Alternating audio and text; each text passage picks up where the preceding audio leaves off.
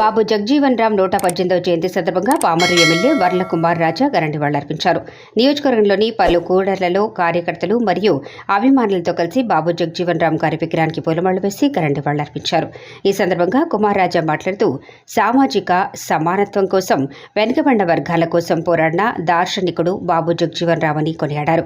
బాబు జగజీవన్ రామ్ ఆశయాలకు అనుగుణంగా వెనుకబడిన వర్గాలను ఉన్నత స్థానంలో నిలపడానికి కూటమి ప్రభుత్వం కృషి చేస్తోందని తెలిపారు.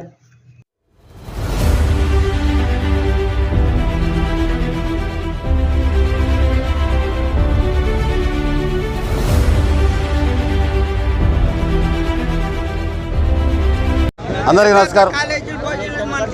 బాబు జగజీవన్ రామ్ గారి 117వ జయంతి పురస్కరించుకొని ఈరోజు ఉదయం 6 గంటల నుంచి పామర నియోజకవర్గంలో ఎన్ని విగ్రహాలు కుదిరితే అన్ని విగ్రహాల దగ్గరికి రాత్రి 11 వరకు వెళ్ళే ప్రయత్నం ఇది 4వ సంవత్సరం చేస్తున్నాం.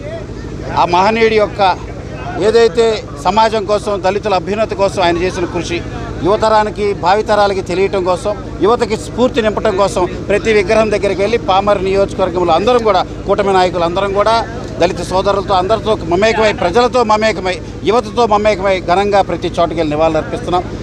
ఏదైతే ఉప ప్రధానిగా రక్షణ మంత్రిగా బడుగు బలహీన వర్గాల అభ్యుదయం కోసం తన జీవితాన్ని అర్పించిన బాబు జగజీవన్ రామ్ గారి యొక్క త్యాగాన్ని గుర్తు చేసుకుంటూ ఆయన జయంతి పురస్కరించుకొని అందరికీ మరొకసారి నియోజకవర్గ వ్యాప్తంగా ప్రతి ఒక్కరికి కూడా రాష్ట్ర వ్యాప్తంగా కూడా అందరికీ కూడా బాబు జగజీవన్ రామ్ గారి జయంతి శుభాకాంక్షలు తెలియజేస్తూ రాబోయే రోజుల్లో కూటమి ప్రభుత్వం ఏ రకంగా కట్టుబడి ఉంది, ఏ రకంగా సమన్యాయంపై కృషి చేసింది, ఏ రకంగా అందరికీ అవకాశం రావాలి, ఒక కుటుంబ పెద్దగా అందరికీ కూడా బాధ్యతలు ఉండాలి, అందరికీ కూడా సమన్యాయం జరగాలని ముఖ్యమంత్రి చంద్రబాబు గారు తీసుకున్న నిర్ణయం అందరం స్వాగతిస్తున్నాం. రాబోయే రోజుల్లో అందరికీ సమపాలుగా న్యాయం జరగబోతున్నందుకు ప్రత్యేకంగా పామర నియోజకవర్గం తరఫు నుంచి కూడా ముఖ్యమంత్రి గారికి అభినందనలు తెలియజేస్తూ మీ అందరికీ ధన్యవాదాలు. Thank you.